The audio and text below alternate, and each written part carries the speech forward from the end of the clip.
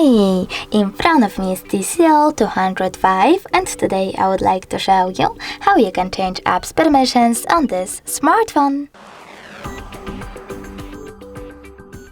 Start by opening Settings and choosing Apps and Notifications.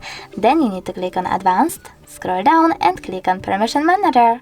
After that, click on one of your device's features, like Location, and select an app. I will go with Maps.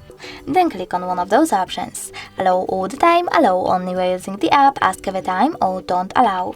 I will go with the first one, allow all the time, so I have to click on it and tap on the back button. Now when I swipe up, as you can see, Maps just gained access to this device location. But you can always just pick any feature and then select an app that you are interested in, like Chrome. Now tap on See All Chrome permissions instead and manage all of them only for this app from here.